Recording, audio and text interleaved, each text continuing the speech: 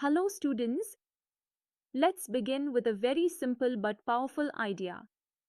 Imagine plugging in an electric heater to the socket at home. What really happens to the current inside that resistor coil?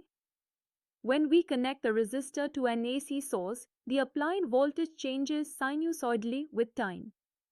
We write it as V of t equals Vm sine omega t. Now, by Ohm's law, the current must follow the same time pattern. So we get I of t equals Vm divided by our sine omega t, or simply I of t equals Im sine omega t, where Im is Vm divided by R. This is nothing but Ohm's law working beautifully for alternating current as well as direct current. Let's picture something simple but very familiar when you turn on a room heater or a toaster. Have you ever wondered how exactly do the voltage and the current behave inside that resistor coil? Well, here's the beauty of it. In a pure resistor, the voltage and current are always in perfect step with each other. That means whenever voltage reaches its maximum, the current also peaks at the very same instant. When voltage drops to zero, current also becomes zero. And when voltage dips to its minimum, the current follows right along. Mathematically, we describe the voltage as V of t equals Vm sine omega t. By Ohm's law, the current becomes I of t equals Im sine omega t, where Im is equal to Vm divided by R. Notice, the two equations look identical in form, only differing in amplitude. Now, look at the graph on your screen. You can see that V of t and I of t overlap perfectly in time. There is no shift, no lag, no lead. This confirms the point: in a resistor, current and voltage are exactly in phase. Here's a quick insight: this in-phase behavior is unique to pure resistors. In them, voltage and current march together in lockstep, like two dancers moving to the same rhythm. No one is ahead, no one is behind. So to sum up, in a resistor connected to AC, voltage and current rise and fall together, proving that Ohm's law is just as elegant for alternating current as it is for direct current. Alright students, now that we've seen how voltage and current stay in perfect step inside a resistor, let's look at something more subtle. What about the average current and the power consumed? Here's the surprising part. In alternating current, the instantaneous current keeps flipping positive and negative. That means if you average it over a complete cycle, the result is zero. But does that mean no energy is being consumed? Not at all. Power dissipation actually comes from Joule heating. The formula is P of t equals I squared of t multiplied by R, which can also be written as Im squared R sine squared omega t. Notice that because of the square, the value of power is always positive, it never cancels out. That's why the resistor keeps heating, no matter how the current alternates. Think about your electric heater. Even though AC flips direction 50 times per second, the coil still gets hot and stays hot. So the quick takeaway is this: average current may be zero, but average power is definitely not. In fact, the resistor continuously dissipates energy as heat. Now that we know a resistor keeps consuming energy even when the current averages to zero, let's figure out how much power is really consumed on average. Here's the trick: in our earlier formula, the power depended on sine squared omega t. But if you take the average of sine squared over a complete cycle, you don't get zero.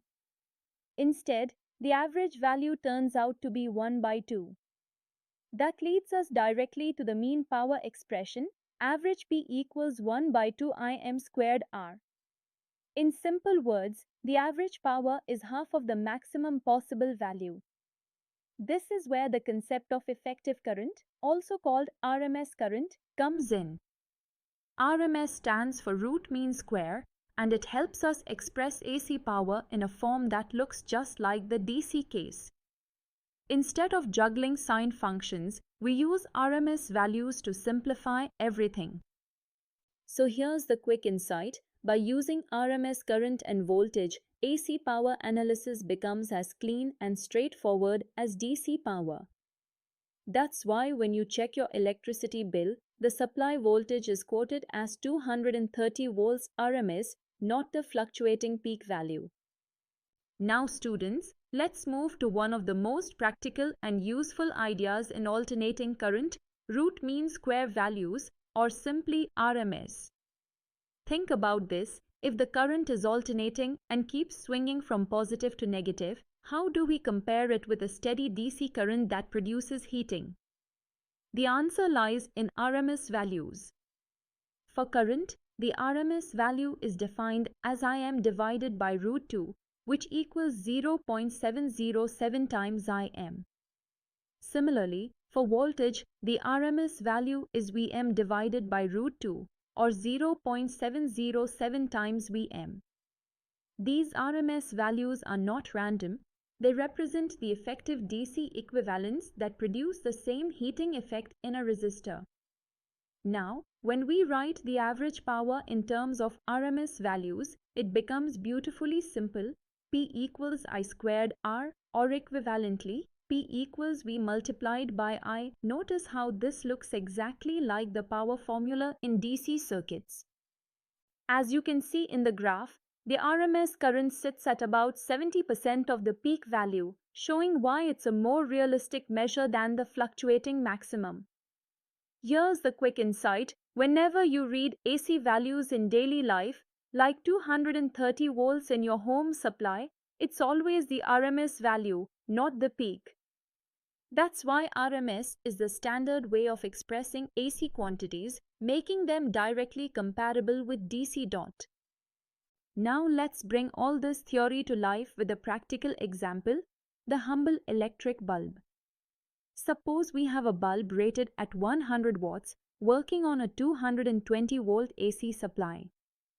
Remember, this 220 volts is the RMS value. Our target is to find three things: the resistance of the bulb, its peak voltage, and the RMS current. Step 1. Resistance. We use the formula R equals V squared divided by P. Substituting, R equals 220 squared divided by 100, which comes out to be approximately 484 ohms. So that's the resistance of the filament inside the bulb. Step 2. Peak voltage. We know the relation between RMS and peak voltage. Vm equals root 2 times V. Substituting, Vm equals root 2 times 220, which gives about 311 volts. That means the actual voltage is swinging between plus and minus 311 volts, even though we call it 220 volts RMS. Step 3. RMS current. Current I equals power divided by RMS voltage. So, I equals 100 divided by 220, which is about 0.454 amperes. And now we have the results neatly. The bulb has a resistance of 484 ohms, it experiences a peak voltage of 311 volts, and the RMS current flowing through it is roughly 0.45 amperes. So, the next time you switch on a bulb, remember, behind that simple glow, there's physics of resistance, RMS, and power beautifully at work. So, to wrap up, when AC is applied to a pure resistor, the voltage and current are sinusoidal and perfectly in phase. The average current may be zero, but the power is definitely not, because it depends on I squared R. That's why we define RMS values, which make AC formulas look identical to DC. And this is exactly how we measure and rate practical devices like bulbs and heaters. In short, resistors in AC circuits behave in a very familiar way, just with effective values. I hope this gave you a clear understanding of how resistors respond to alternating current. In the next session, we'll see what changes when AC is applied not to a resistor but to an inductor. Get ready for some exciting phase differences ahead.